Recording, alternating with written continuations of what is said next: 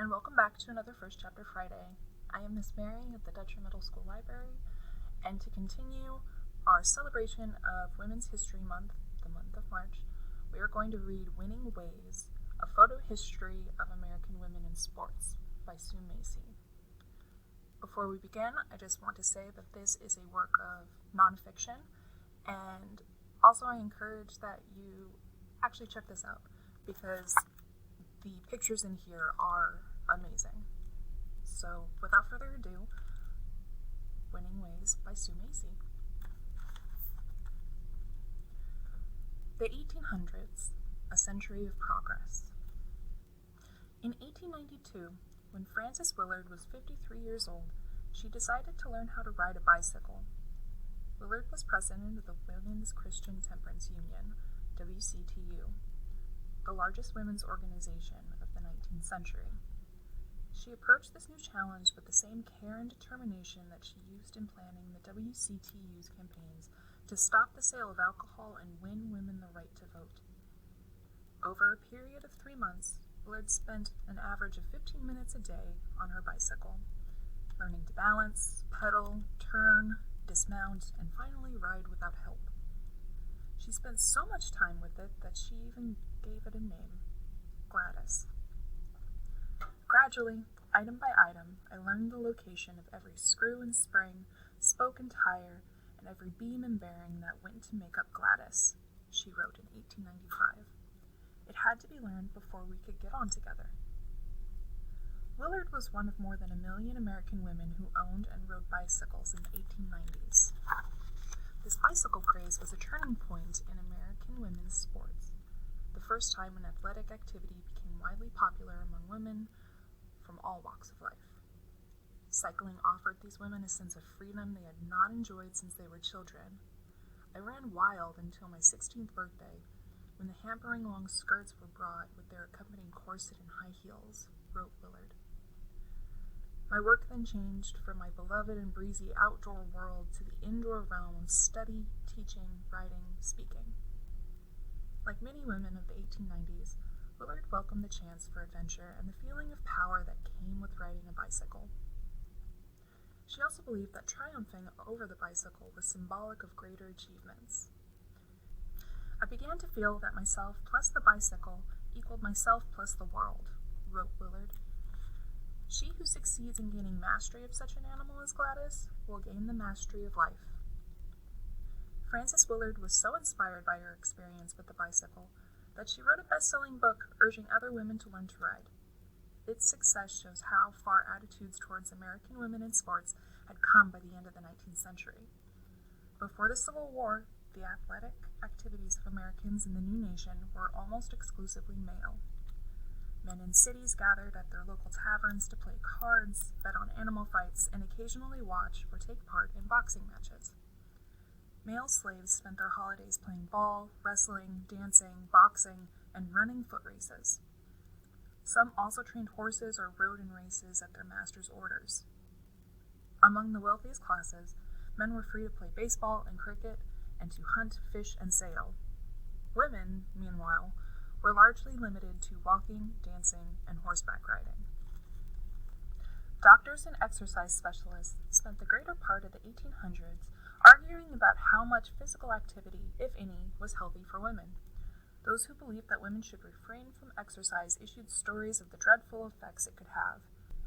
On October 26, 1827, American Farmer magazine warned that women who exercised too much were likely to grow small tumors on their ankle joints like those on the legs of young horses that were worked too hard. On February 11, 1860, Harper's Weekly contained a warning to lady skaters, which reported that a young lady in Boston who tied her ice skate laces too tightly cut off her circulation and had to have one foot amputated. Supporters of physical activity for women tried to meet such tactics with reason. In July 1892, the journal Physical Education, published by the Young Men's Christian Association, YMCA, focused on women. The editors argued that women needed physical strength and endurance because they were the mothers of the race, and healthy mothers had healthy children. They also dismissed the belief that women were too weak to exercise. The popular impression seems to be that as women's muscles are weak, therefore she should not be given work which demands that she shall have strength, wrote the editors. The truth is exactly the reverse. Clothing did much to hinder women's involvement in physical activity and sports. For most of the 1800s, middle and upper-class women wore long dresses with as many as 6 or more skirts, called petticoats, underneath. They also conformed to the ideal of having an ample chest and a slim waist by wearing corsets. Corsets were undergarments made of fabric and whalebone that extended from the chest to the waist and were laced and tied tightly to push the chest up and out. Later in the century, this tight lacing would earn the scorn of many reformers who accurately charged that it interfered with circulation, caused deformed ribs and weak muscles, and could even lead to death. The 1852 advice book, The Lady's Indispensable Assistant, stated that no woman who laces tight can have good shoulders, a straight spine, good lungs, sweet breath, or is fit to be a wife and mother. But corsets and petticoats helped to give women an air of wealth and leisure, in sharp contrast to the simple, shapeless, functional clothing worn by farm women and factory workers. Before the Civil War, these undergarments were a status symbol, and upper-class women wore them even while engaging in sports. Horseback riding was the first sport considered acceptable for American women, although reports from visitors to the United States indicate that some early horsewomen embraced it with a highly unfeminine spirit.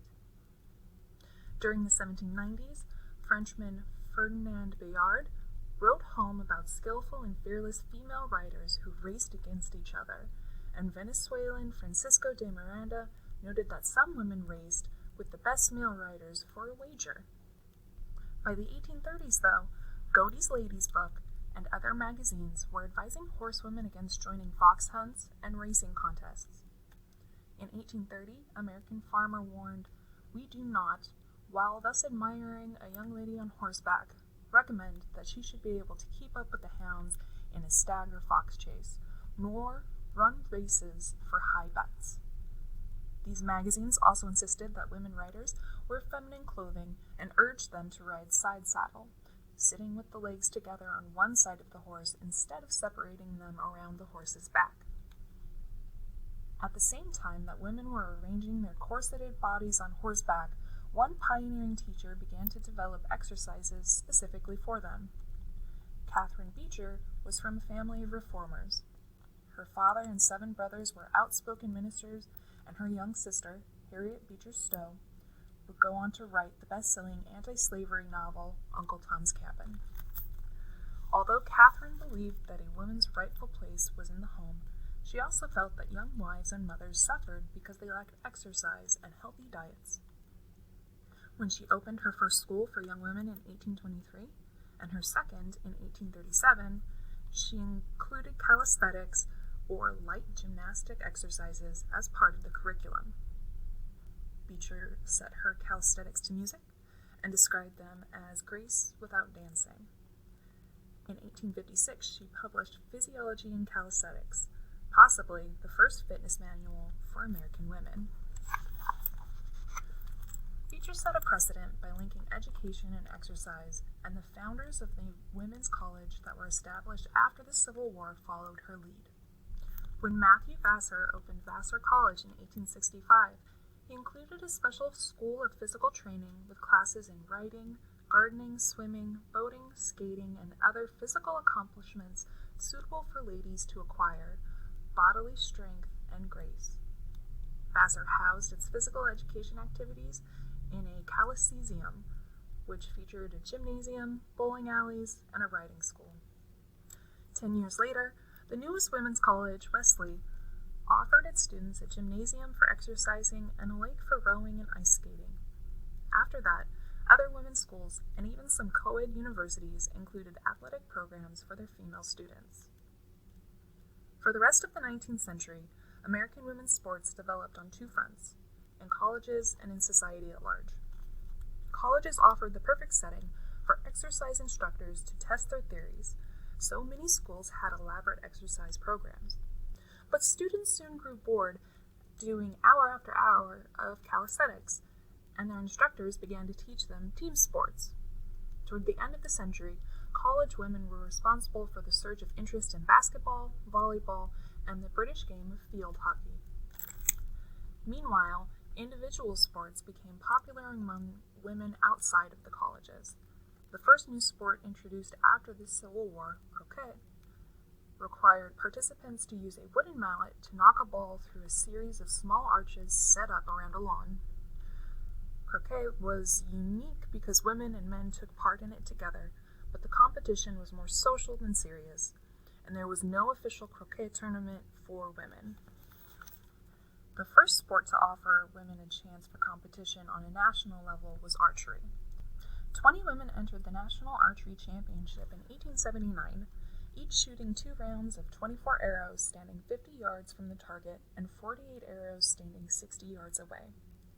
While women perfected their skill in refined sports such as archery and croquet, interest in a decidedly unrefined sport began to sweep the nation. The sport was pedestrianism, or marathon walking, and the woman behind the craze was a British singer, actress, and musician named Madame Ada Anderson. In December 1878, Anderson arrived at Mozart Hall in Brooklyn, New York, to begin a month-long quest to walk 3,000 quarter miles in 3,000 quarter hours.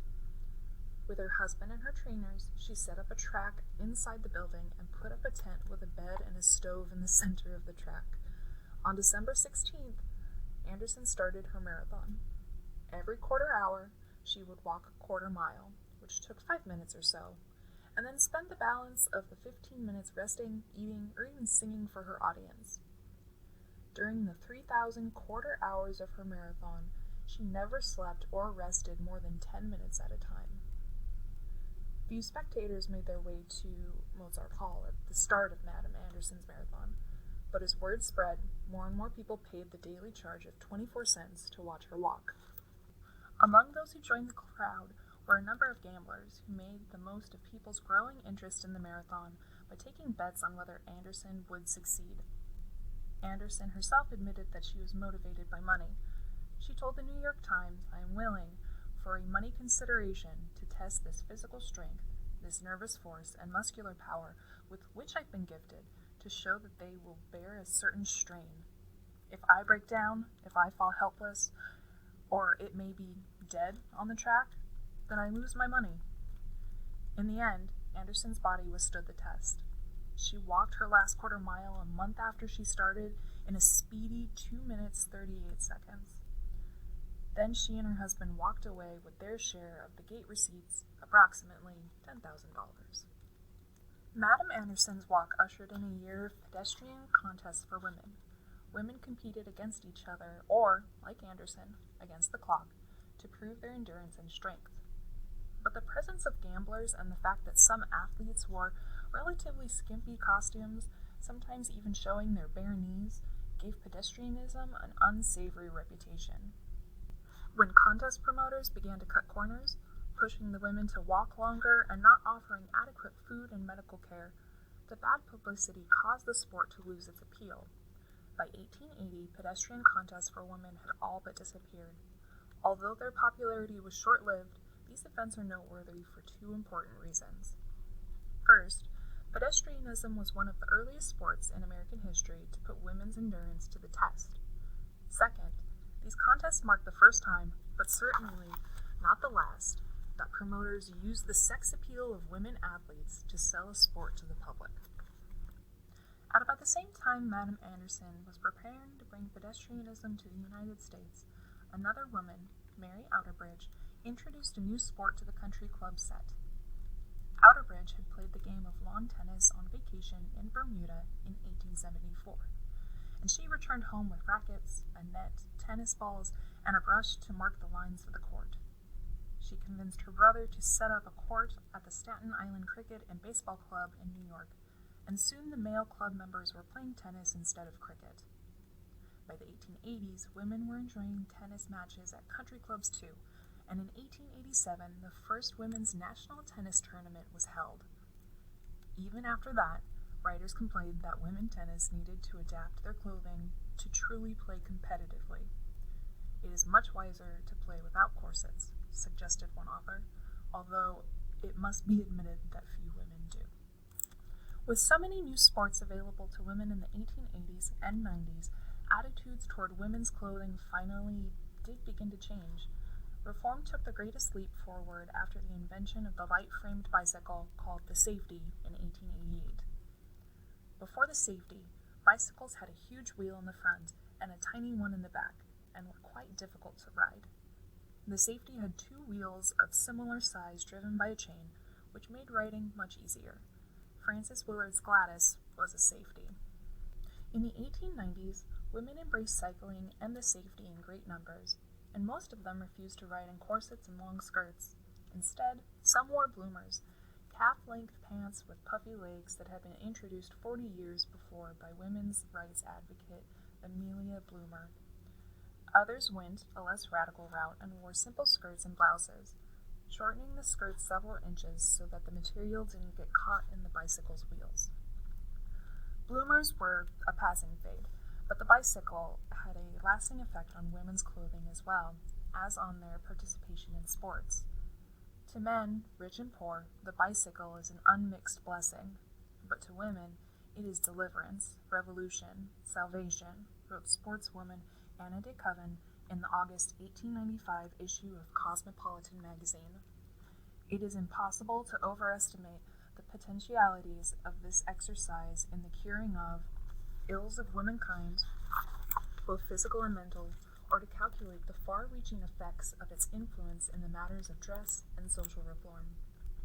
Pioneer feminist Susan B. Anthony agreed, stating simply that the bicycle did more to emancipate women than anything else in the world. As women everywhere rode to their own personal freedom on their bicycles, college women got their first large-scale lessons in teamwork by playing the last important new sport of the 19th century, basketball. Invented in 1891 by YMCA instructor James Naismith, basketball quickly caught the attention of Senda Berenson, a 23-year-old gymnastics teacher at Smith College in Northampton, Massachusetts. Berenson read an article about basketball by Naismith, and she was impressed that the game combined both the physical development of gymnastics and the abandon and delight of true play. Still, Berenson was concerned that she might offend parents and college officials if she had her female students play a men's game. So she adapted Naismith's rules and developed a fast-paced but less strenuous women's game. Berenson divided the court into 3 equal sections and required players to stay in their assigned section. She also outlawed stealing and ruled that players could hold the ball for only 3 seconds and dribble the ball 3 times in a row. Berenson's changes served to reassure those concerned that basketball was a suitable game for women, and word soon spread to other colleges. While the first schools to embrace basketball were in the East, colleges on the West Coast quickly followed suit. As it happened, the first women's basketball game between colleges involved 2 Western schools. On April 4, 1896, teams from Stanford University and the University of California at Berkeley met at Armory Hall in San Francisco. The Berkeley team refused to play if men were admitted, so the contest took place in front of 500 female fans. The fighting was hard and the playing was good, reported the San Francisco Examiner. The girls jumped, scrambled, and fell over one another on the floor, but they didn't mind it. They were up quick as a flash, chasing after the ball again. In the end, the contest was close, although low scoring, with 1 point awarded for each basket. Stanford came out on top, 2-1. As the 19th century drew to a close, American women were freer than ever before to dress comfortably, exercise, and take part in sports. Instead of picturing the ideal American woman, seated primly in her corseted gown, magazines and advertisements increasingly pictured her enjoying physical activity. Even science was on the women athletes' side. A study at Wesley College in 1893 showed that students who practiced gymnastics or rowing over a 5-month period were stronger and had greater lung capacities than students who had no regular exercise. But while women athletes had come far in the 1800s, they still had a long way to go. Women were deliberately left out of the first modern Olympic Games, held in Athens, Greece, in 1896, and many of the athletic opportunities that women enjoyed at the turn of the century were open only to well-to-do whites, not to minorities or the poor. As the new century dawned, these women would begin to demand a chance to even the score. And that was the end of the first chapter of Winning Ways, a photo history of American women in sports by Sue Macy. This title is available for checkout from the Dutcher Middle School Library. I put a link in the description below. And I highly recommend getting this book in person because the pictures throughout the book are just amazing, especially if you are into history. Also on the library catalog, there are 2 lists with titles celebrating Women's History Month.